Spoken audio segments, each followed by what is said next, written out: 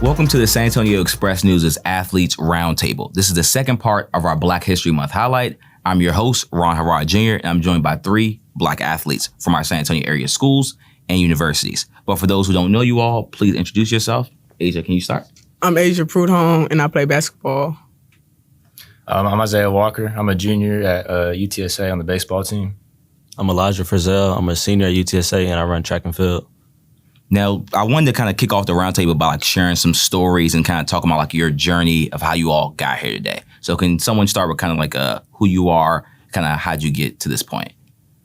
I'll go ahead and start. I kind of just played sports my whole life. I kind of played everything growing up. I did track, cross country, basketball, baseball. But I kind of started baseball at a young age, and it's a skill development-based sport. So you kind of got to start it young, and I started that young. Continued that all the way through, and I was the best at that in high school, so that's what I stuck with in college. But definitely playing multiple sports growing up and being an athlete in that sense, that's kind of made me who I am today on the field, being versatile to play different positions and stuff like that. So definitely being an athlete translates to baseball for me, and that's how I kind of got here.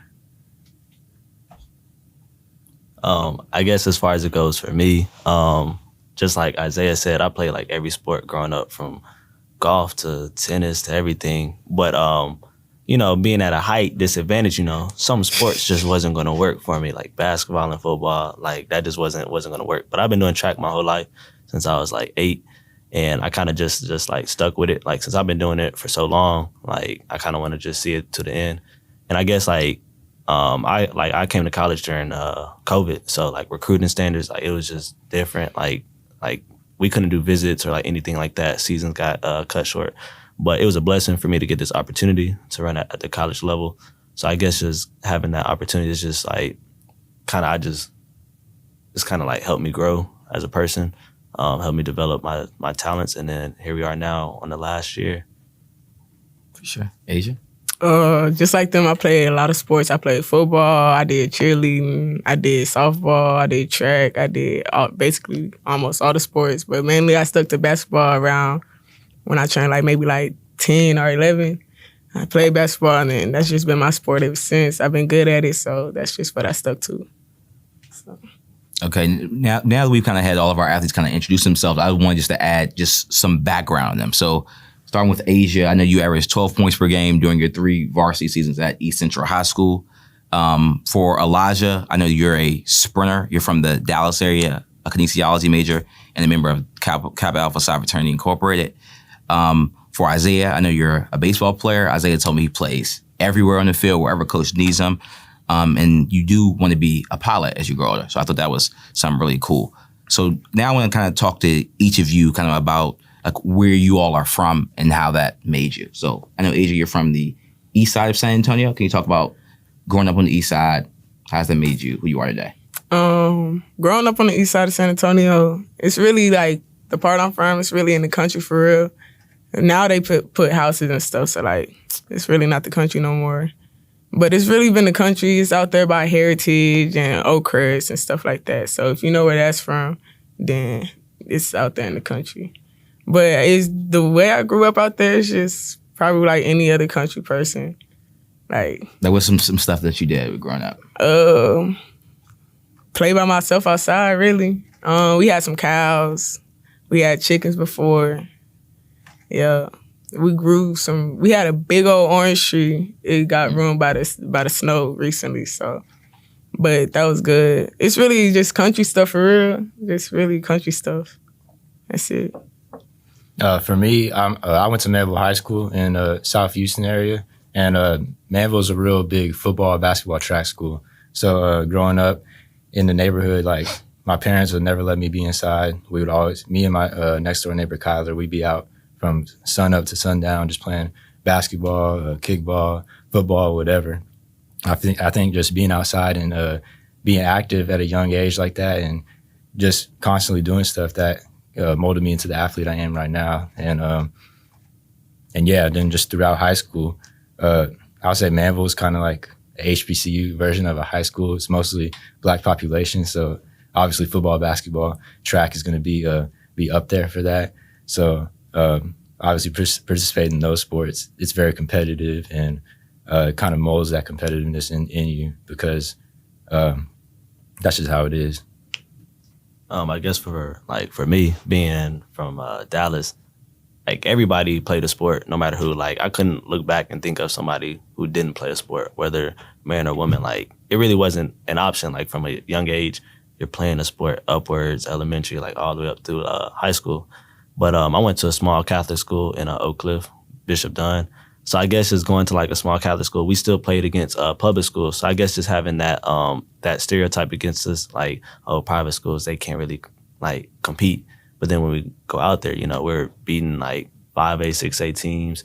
So I guess just being from like a little small school, you have like kind of like that grudge on you, and you just want to like prove to other schools that like it don't really matter what division that you're in. Like if you're an athlete, we all come to compete.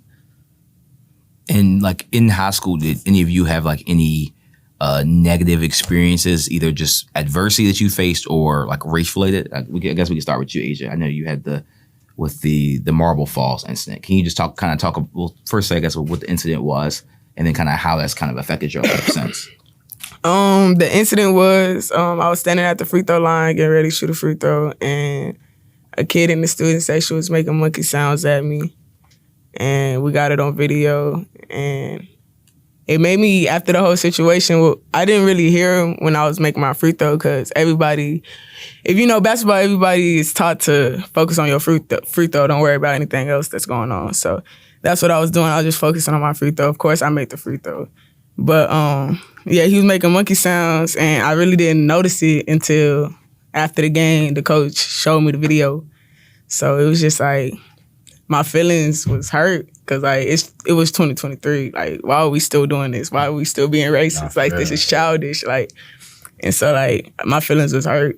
And so up to then, it just changed my whole perspective about Caucasians. Kind of, like, I really keep my distance a little bit, but I'm not gonna treat them any different. Like, I'm not gonna treat them like a dog. Like, I'm not gonna do that. I'm gonna treat them like a regular human being that they are. But I'm gonna just keep my guard up to what they saying to me and stuff like that. So that's. And when you talk about like trust, since like that's a race that you said kind of hurt you, but this, you know, that's a huge population not only in San Antonio but in the United States, and that's something you're gonna have to, you know, deal with in the job force or coaches wise. How do you, I guess, navigate that? I know you kind of talked about, you know, even though that you felt like they treated you bad, you said you weren't gonna treat them back. You talked about kind of your mentality on. Even though that you felt like you were, I guess, like disenfranchised, but you won't do that to them. Yeah. So the way I grew up was treat people how you want to be treated, you know. But like the way I grew up is also have respect for everybody.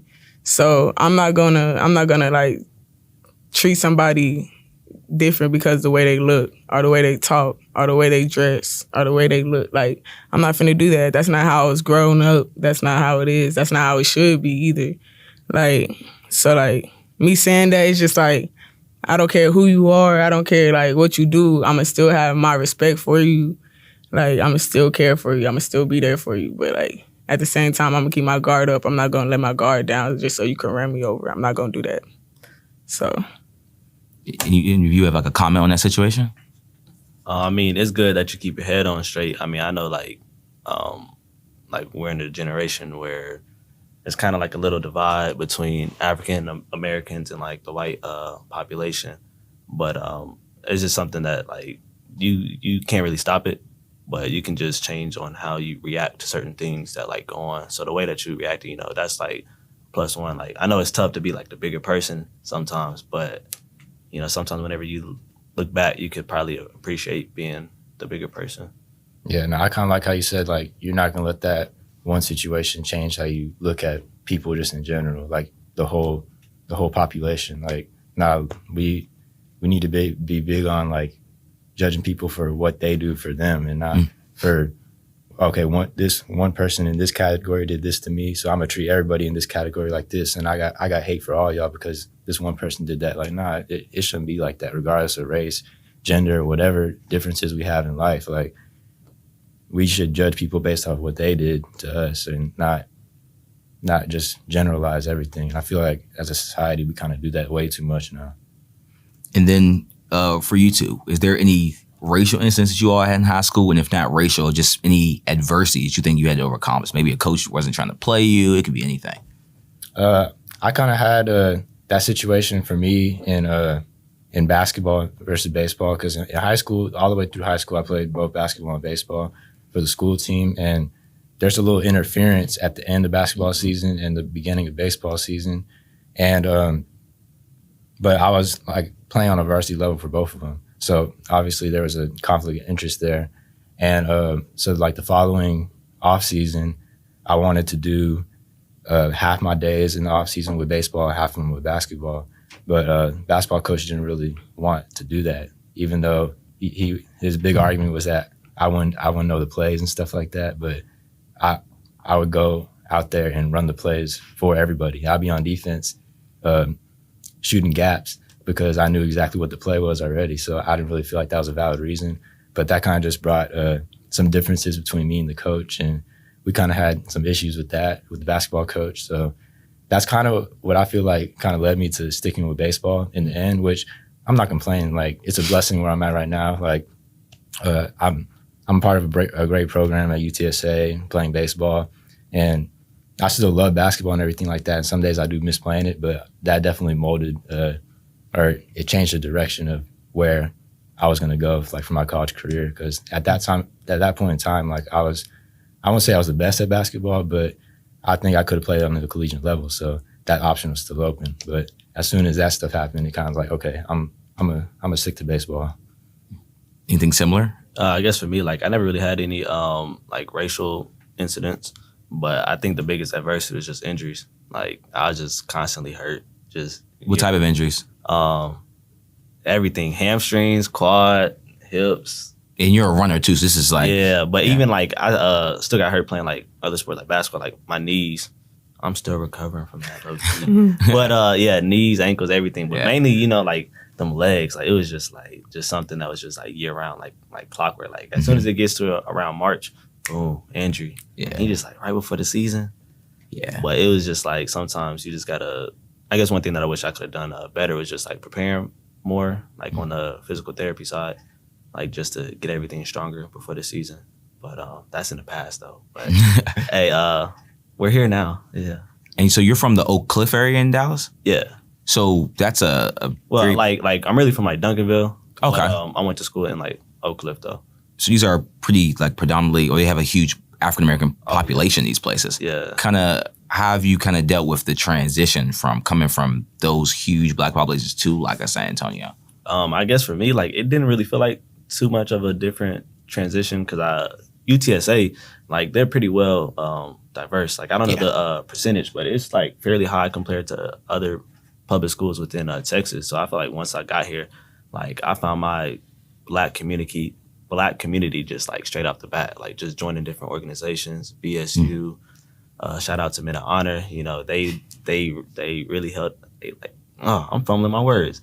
Men of Honor, they really held it down for me. So I guess like once I got here, it was just like those opportunities were just made like present to me. So I didn't really feel like too much of a different transition, really. And how would you say your college experience has been at UTSA? I think mine's kind of been similar. I came from a high school that I was surrounded by mostly black people, but like obviously baseball is a predominantly white sport. So growing up, I was kind of in both mixes. So it's kind of similar here. Like baseball is still predominantly white. So, but I still have other groups. Like I'm real cool with like the track team, basketball. So I get my community or my black community in other places. But I'm still definitely cool with like my teammates and stuff like that. Like, so I feel like it's cool just to have different friends in different places and get to see different perspectives all over the place. So. And then I know, Asia, so you were at Our Lady of the Lake University. Yeah. You were playing basketball there. Can you kind of talk about just your situation there, why you left and everything? I left because financial issues, really. Financially unstable. But I recently got the opportunity. Thank God I finally got the opportunity to get the chance to play again next year at Texas A&M to be a part of the first female basketball girl program there. So I will be playing at Texas A&M next year. And which, like in Texas A&M, in what city? San Antonio. Okay. Yeah, San Antonio. So I will be back here next year. And how excited are you kind of for that? Because I know you've gone through a lot, as we've already kind of heard. Yeah. So knowing that kind of you've dealt with all those different type of things, but you're still pushing through. You haven't given up yet. Yeah. Why?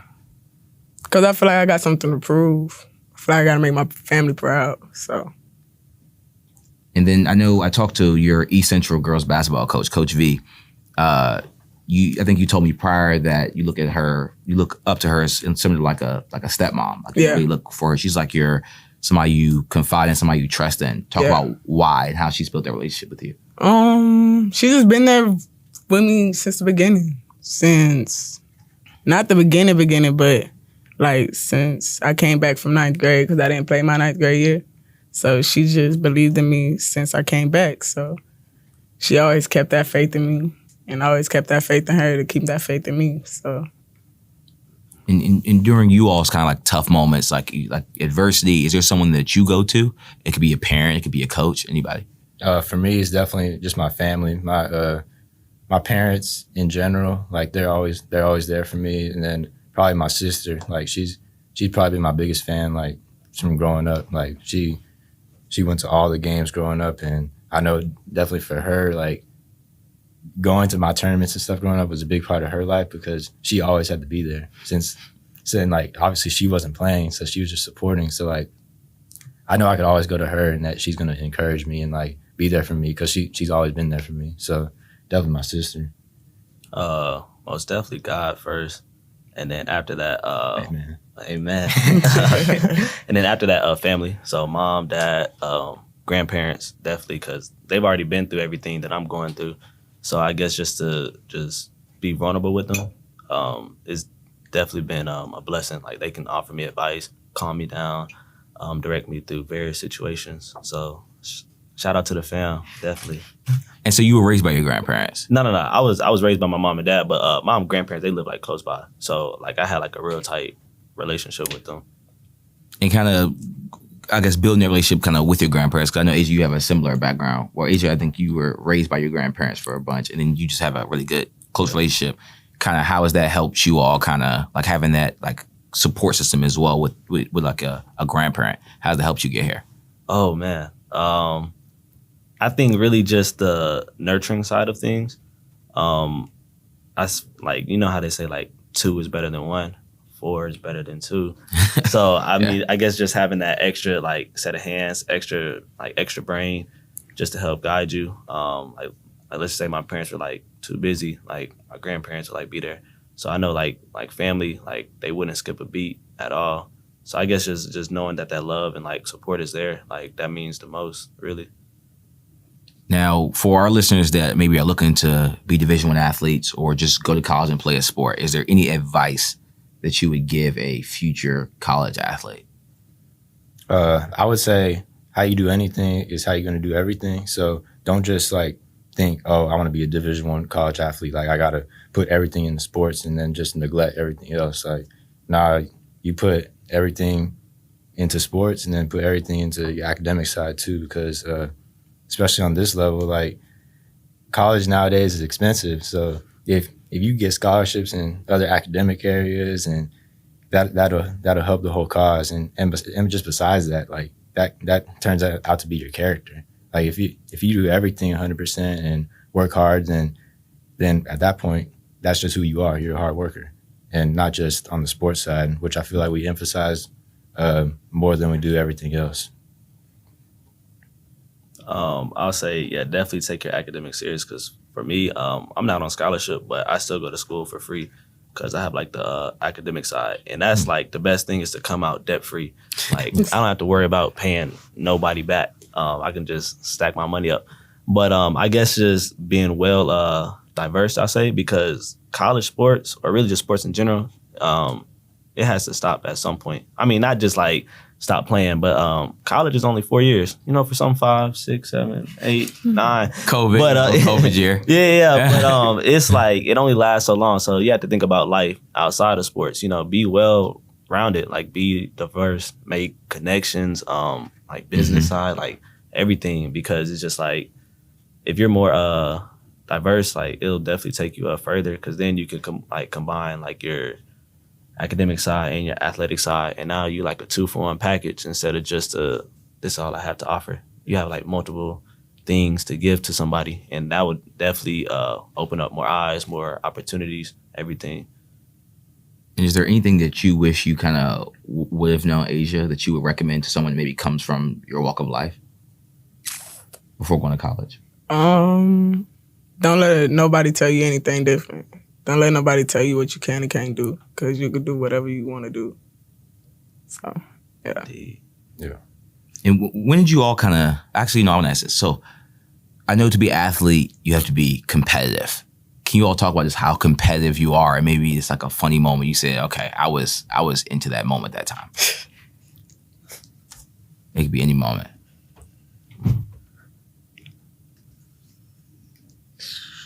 Just like anytime. Yeah, you say, you know what, like maybe you had a goal, you accomplished that goal, or maybe you say like I wanted to beat this guy, was the better person maybe at one point, but I worked my way to get to that level, or you accomplished something that you were really interested in doing or beating. I don't know. I'm gonna go like more of like my childhood, like when we was playing basketball on the street and pick up basketball, just how like that molded into my competitiveness now is playing basketball. It was me and my neighbor Kyler. Like we kind of like dominate like our little area of the neighborhood in one-on-ones and stuff. So we would be playing one-on-ones like till like 11 o'clock at night. Like luckily the street light was just right over the hoop, so like we still had some light and stuff to play. But like we'd be going back and forth all day, and like anytime anybody else would come, we would dominate them because we were always going at it with each other. Every time. So like whenever somebody else came, we was like, man, you ain't nothing compared to what we've been doing. So that's what I tell actually my roommate now. His name Joseph. He claims he beat me in basketball, pickup basketball. Claims. Yeah, claims. That's what I'm saying. Like he claims he would beat me like 3 out of 10 times, which I don't remember a single time that he beat me in basketball. And like nobody else, none of our friends do either. So I think be that one friend. Yeah, that's what I'm saying. Like they just come out of nowhere, like they just forgot the past or something, rewriting history. But no, I think those moments like shaped into my character and just the competitive nature. Like now, that's just who I am at this point. So, Is there anything you all did maybe as kids? I know at Asia, I know from seeing you play, I mean, you're bully ball. Yeah. So just kind of talk about when you're on the court, like what are you looking to do? I think you told me one of your favorite players is Draymond and Giannis. Yeah. So, I mean, that's just kind of, as for those to be your favorite players, you got to be competitive. Kind of talk about those moments. Most definitely. I think I got my competitiveness from playing football. If I didn't play football, I'd probably be skinny, man. A stick. I would have no muscles, nothing.